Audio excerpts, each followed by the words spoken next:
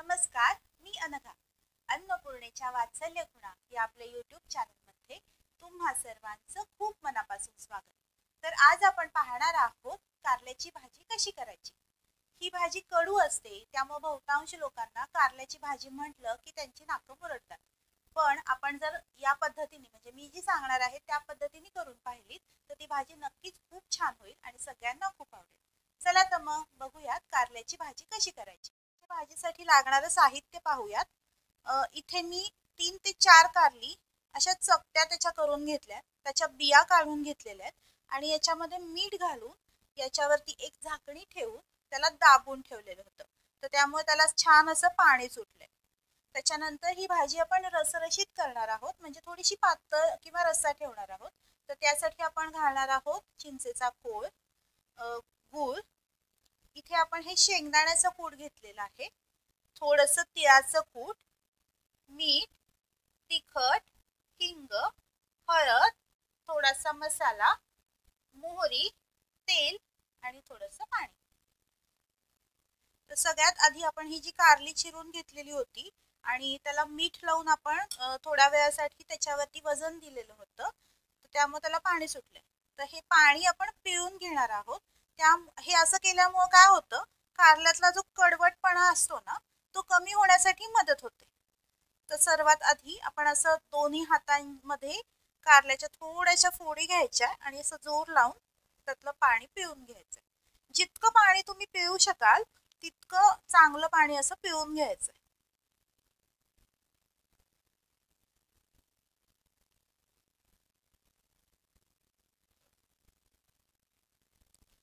तुम्ही बघू शकता यातलं पाणी मी मला जेवढं शक्य आहे तेवढं पिळून घेतलंय. हे आपण एका बाउलमध्ये ठेवूया आणि असं सगळ्या फोडींमधलं पाणी आपण पिळून घेणार आहोत.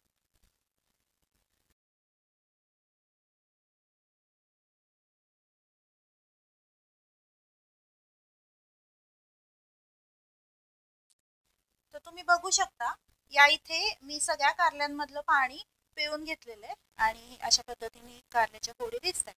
तर आपण आता फोडणी करून घेऊया. सगळ्यात आधी कढईमध्ये आपण साधारण 1 चमचाभर तेल घ्यायचंय. खूप तेल आपलं गरम झालंय तर यामध्ये आपण घालणार आहोत मोहरी. मोहरी तडतडली आहे तर त्याच्यात आपण घालूयात हिंग, हळद. हे सगळं थोडं मिक्स करूया फोडणीमध्ये. यात आपण आता कारल्याच्या फोडी घालून घेणार आहोत.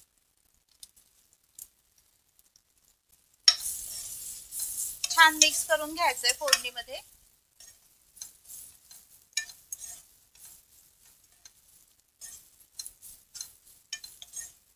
याला एक वाफ काढून घेऊया आपण झाकण ठेवून.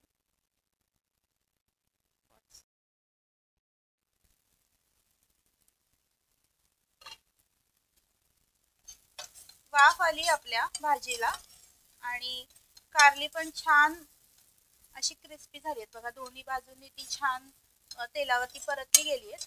आता यामध्ये आपल्याला घालायचं आहे तिखट. 1 चमचा घातलाय मी. मसाला 1 चमचा घालायचा आणि हे परतायचं.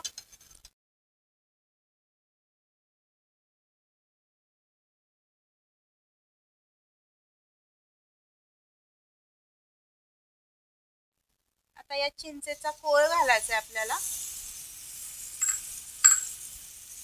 आणि परतून घ्यायचं परत.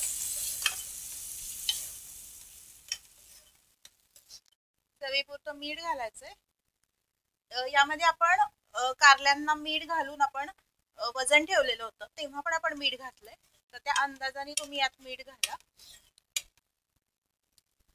थोडस पाणी घालायचं आपल्याला. मी साधारण 1 वाटीभर पाणी घातलंय याच्यात. हे दाण्याचं कूट आहे, मोठे 2 चमचे शेंगादाण्याचं कूट, 1.5 चमचा तिळाचं कूट घातलं मी याच्यात.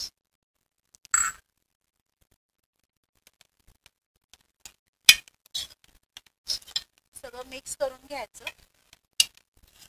झाकण ठेवून ही भाजी आपल्याला छान शिजवून घ्यायची.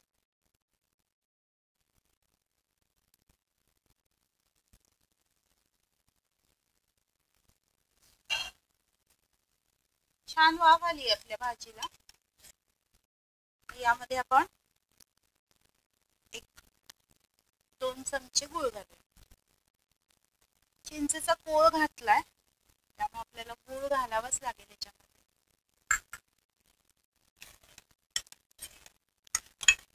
पुन्हा एकदा गूळ वितळेपर्यंत आपण ही भाजी शिजवून घेऊ.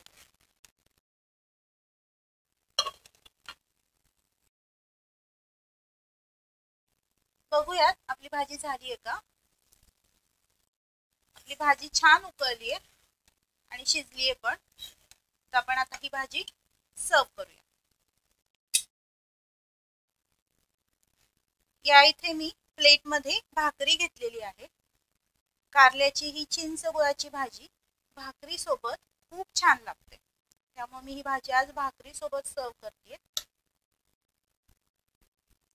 कारल्याची भाजी तयार आहे. तुम्ही पण ही भाजी नक्की घरी ट्राय करून बघा.